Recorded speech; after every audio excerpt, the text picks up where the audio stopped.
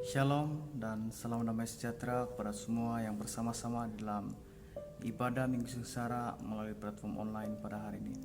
Saya harap walau dimanapun kamu berada pada ketika ini, semoga kita boleh merasakan kasih dan damai sejahtera yang datang daripada Tuhan Yesus Kristus. Karena begitu besar kasih Allah akan dunia ini, sehingga Dia mengutus anaknya Yesus Kristus kepada kita. Dan biarlah kebenaran ini tetap kita ingat dan kita pegang. Pada hari ini kita akan melihat satu teks yang diambil daripada Injil Markus pasal yang ke-15 ayat 42 hinggalah 47. Dan kita akan meneruskan pembelajaran kita melalui teks ini. Seperti biasa, saya akan bacakan teks ini kepada kamu semua dalam terjemahan bahasa Indonesia. Dan pada waktu yang sama, jika ada Alkitab yang bersama-sama dengan kamu boleh membaca sambil mendengarkan saya membacakan ini kepada kamu semua. Markus pasal yang ke-15 ayat 42 hinggalah ayat 47. Sementara itu, hari mulai malam, dan hari itu adalah persiapan, yaitu menjelang hari Sabat. Karena itu, Yusuf orang Arimatea, seorang anggota majelis besar yang terkemuka, yang juga menanti-nantikan kerajaan Allah, memberanikan diri menghadap Pilatus dan meminta mayat Yesus. Pilatus heran waktu mendengar bahwa Yesus sudah mati. Maka ia memanggil kepala pasukan dan bertanya kepadanya, apakah Yesus sudah mati? Sesudah didengarnya keterangan kepala pasukan, ia berkenan memberikan mayat itu kepada Yusuf. Yusuf pun membeli kain lenan. Kemudian ia menurunkan mayat Yesus dari salib dan mengapaninya dengan kain lenan itu. Lalu ia membaringkan dia dalam kubur yang digali di dalam bukit batu. Kemudian digulingkannya sebuah batu ke pintu kubur itu. Maria Magdalena dan Maria ibu Yoses melihat di mana Yesus dibaringkan. Demikian pembacaan teks pada hari ini. Mari saya mau pimpin kamu semua di dalam doa. Mari kita berdoa. Bapa di sorga yang telah kami kenal melalui anakmu Yesus Kristus dan juga persekutuan Roh Kudus. Pada hari ini kami diberikan kesempatan sekali lagi untuk belajar mengenai kebenaran yang terdapat di dalam Alkitab. Kami mohon Tuhan supaya Tuhan menyertai pembelajaran kami, memimpin kami dalam pemahaman kami, dan memperlengkapkan kami Tuhan dalam pengetahuan kami, agar kami boleh mengetahui isi hati Tuhan melalui teks yang kami baca pada hari ini. Kami juga memohon Tuhan supaya biarlah apa yang kami dengar pada hari ini tidak sekadar menjadi pengetahuan kami, tetapi menjadi sesuatu yang boleh mengubah kehidupan kami menjadi lebih seperti Kristus hari demi hari. Kami mau menyerahkan pemberitaan dan pendengaran firman Tuhan pada hari ini di dalam tangan Tuhan. Kami mohon kehendak Tuhan yang terjadi. Di dalam nama Yesus kami berdoa. Amin. Saudara dan saudari yang dikasihi Tuhan, yang bersama-sama di dalam ibadah Minggu Sengsara melalui platform online pada hari ini. Seperti yang telah kita ketahui, sepanjang Minggu Sengsara ini kita telah menelusuri perjalanan Yesus menuju ke kayu salib. Dan banyak hal yang berlaku sepanjang perjalanan itu yang telah kita pelajari. Yang pertama-tama sekali kita melihat pengkhianatan daripada Yudas yang menyerahkan Yesus kepada imam-imam kepala ahli Taurat untuk ditangkap. Dan kita juga melihat bagaimana Yesus telah dibawa di mahkamah pengadilan, diadili dengan cara yang tidak adil, sangat berat sebelah dan dipenuhi oleh kebencian. Pada waktu yang sama, kita juga mengetahui bahwa ketika Yesus ditangkap, murid-murid Yesus lari meninggalkan dia, dan Petrus, murid yang dekat dengan Yesus, menyangkal dia sebanyak 3 kali. Dan pada kemuncak penderitaan Yesus, dia mati di atas kayu salib seperti yang kita ketahui dalam ibadah Jumat Agung yang telah kita sambut bersama-sama. Yesus mati di atas kayu salib adalah sebagai bukti bahwa Allah mengasihi dunia ini sehingga ia mengutus anaknya yang tunggal bagi kita. Kita sangat bersyukur atas apa yang telah Tuhan lakukan sebagai inisiatif untuk menyelamatkan kita daripada hukuman yang kekal. Saya akan membacakan satu teks yang mungkin membantu kita untuk lebih memahami arti kematian Yesus di atas kayu salib. Teks ini diambil daripada Roma pasal yang kelima ayat yang ke-6 hinggalah ayat yang ke-10. Saya akan bacakan dalam terjemahan bahasa Indonesia. Karena waktu kita masih lemah, Kristus telah mati untuk kita, orang-orang durhaka, pada waktu yang ditentukan oleh Allah. Sebab tidak mudah seorang mau mati untuk orang yang benar, tetapi mungkin untuk orang yang baik ada orang yang berani mati. Akan tetapi Allah menunjukkan kasih-Nya kepada kita oleh karena Kristus telah mati untuk kita ketika kita masih berdosa. Sebab jikalau kita ketika masih seteru diperdamaikan dengan Allah oleh kematian anaknya, lebih-lebih kita yang sekarang telah diperdamaikan pasti akan diselamatkan oleh hidupnya. Saya harap melalui pembacaan ini kita lebih memahami mengapa Yesus harus mati bagi kamu dan saya. Seperti yang kita baca dalam teks kita pada hari ini, kita melihat bahwa menjelang hari mulai malam, dan hari itu juga merupakan hari persiapan menjelang hari Sabat, ada seorang yang datang yang bernama Yusuf dari Arimatia kepada Pilatus untuk mengambil mayat Yesus. Nah, pertanyaannya di sini ialah, siapakah Yusuf dari Arimatia ini? Jika kita melihat Injil Markus sendiri seperti dalam pembacaan, Yusuf daripada Arimatia ini merupakan seorang majelis besar yang terkemuka, dan dia juga menantikan kerajaan Allah seperti yang diberitakan oleh Yesus di dalam sepanjang pelayanannya di dalam dunia ini. Pada waktu yang sama, jika kita melihat dalam Injil-Injil yang lain, kita akan mendapati lebih banyak maklumat mengenai pribadi yang bernama Yusuf daripada Arimatia ini. Sebagai contoh, dalam Injil Matius pasal yang ke-27 ayat 57 hinggalah ayat yang ke-61, kita mengetahui bahwa Yusuf daripada Arimatia ini adalah seorang yang kaya yang juga merupakan murid Yesus. Manakala kalau kita melihat di dalam Injil Lukas, kita akan mengetahui bagaimanakah kepribadian Yusuf daripada Arimatia ini. Menurut Lukas, Yusuf daripada Arimatia adalah seorang yang baik dan seorang yang benar. Apabila kita menggabungkan semua informasi-informasi yang kita boleh dapati dalam Injil-Injil yang tertulis, maka kita akan mengetahui dengan sederhana siapakah pribadi yang bernama Yusuf daripada Arimatia yang datang kepada Pilatus untuk menuntut mayat Yesus.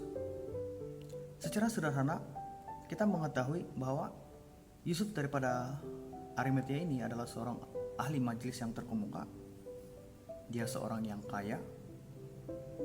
Dia juga seorang murid yang Yesus yang baik dan benar. Dan dia juga menantikan kerajaan surga seperti yang diberitakan oleh Yesus. Dengan ini, kita sudah mengetahui dengan jelas siapakah pribadi yang datang kepada Pilatus. Apakah yang kita boleh pelajari mengenai kepribadian Yusuf daripada Arimatia ini?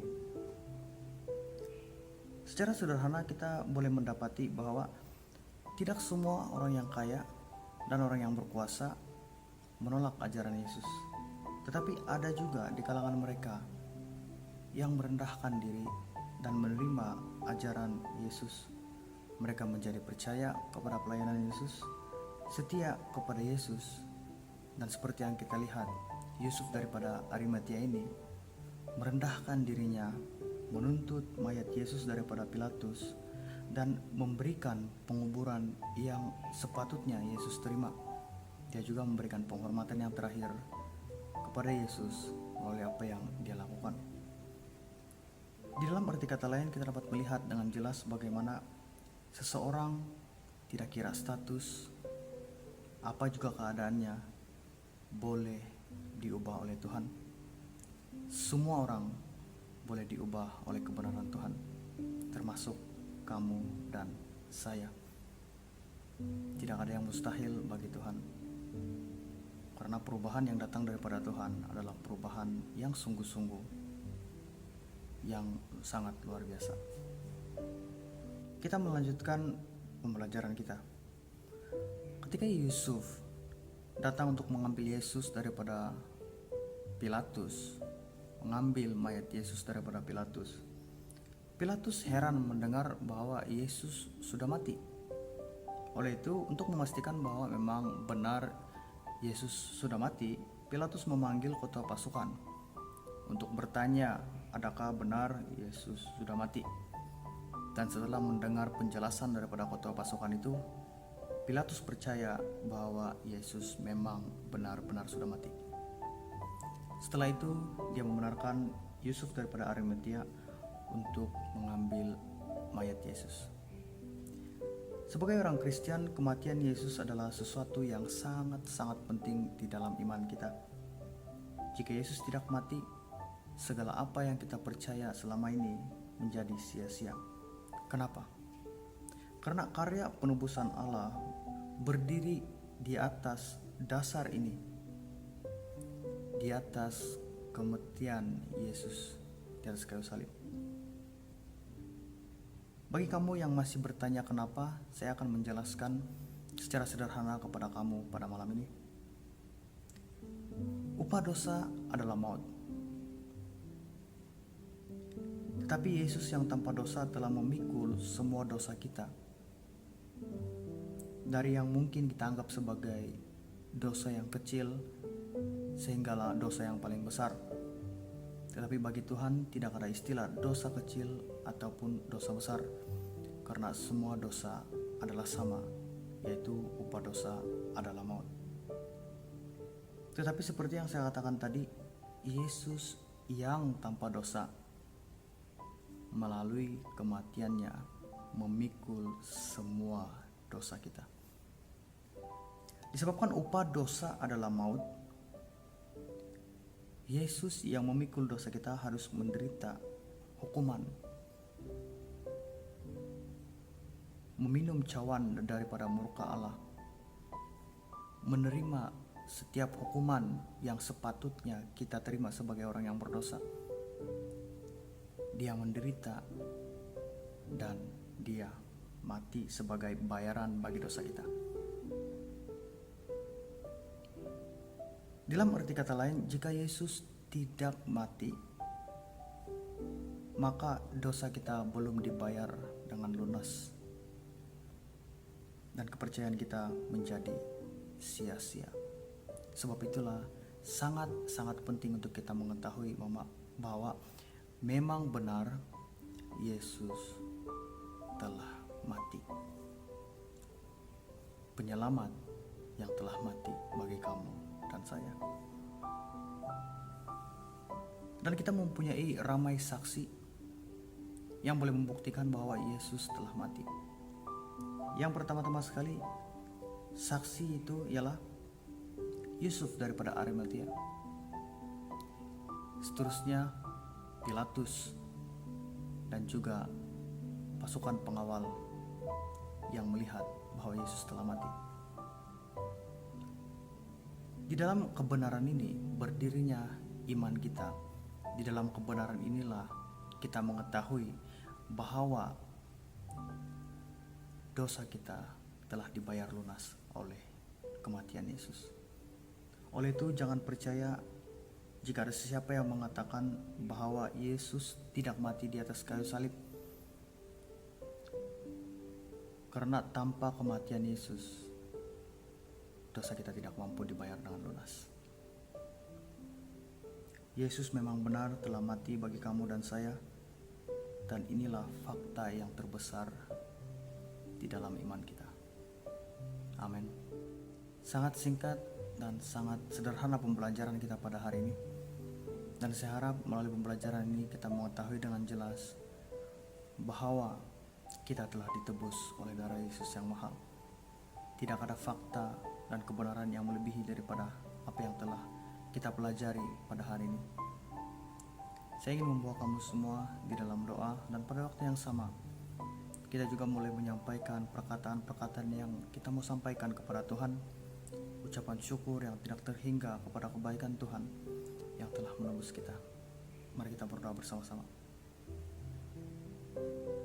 Bapa yang bertakhta di dalam kerajaan surga, pada hari ini kami mengetahui dengan sangat-sangat jelas bahwa Yesus telah mati di atas kayu salib bagi tujuan pengampunan dosa dan penebusan saya dan kami semua yang berada di dalam dunia. Inilah kebenaran yang terbesar yang harus kami ketahui dalam iman kami, dan fakta inilah yang menguatkan kami, dan fakta inilah yang mendorong kami untuk terus melangkah menjadi lebih baik, menjadi lebih matang di dalam iman kami. Janganlah biarkan iman kami digoyangkan oleh berbagai ajaran-ajaran yang menyimpang daripada kebenaran ini, bahwa Yesus sudah mati. Di dalam kebenaran ini berdiri teguh iman kami. Di dalam kebenaran ini juga kami mengucapkan perasaan syukur yang tidak terhingga kepada Tuhan. Tidak ada kata-kata yang dapat menggambarkan betapa bersyukurnya kami sebagai orang yang telah diselamatkan, orang yang telah menerima keselamatan daripada kematian Yesus. Ajari kami Tuhan untuk meresponi apa yang Tuhan telah berikan kepada kami. Ajar kami Tuhan untuk memberikan yang terbaik, karena kami telah menerima yang terbaik daripada Tuhan. Janganlah biarkan kami meresponi ini dengan sangat-sangat menghampakan, tapi biarlah kami meresponi sesuai dengan apa yang layak Tuhan terima, yaitu yang terbaik ada pada kami. Seluruh hidup ini, seluruh perincian kehidupan ini, kami mau berusaha untuk serahkan dan berikan kepada Tuhan sebagai persembahan yang harum dan berkenan kepada Tuhan. Ini komitmen kami, ini dedikasi kami, yang juga merupakan respon kami atas pemberian, atas anugerah yang terbesar kami terima. Kami mau menyerahkan kehidupan kami dalam tangan Tuhan, diubah hari demi hari menjadi lebih baik, lebih matang dan sempurna di dalam Kristus. Terpujilah Engkau, Bapa di surga, yang telah kami kenal melalui anak Yesus Kristus dan juga persekutuan Roh Kudus. Ini doa kami, ini keluh kesah kami, ini kami Tuhan. Di dalam nama Yesus kami berdoa. Amin.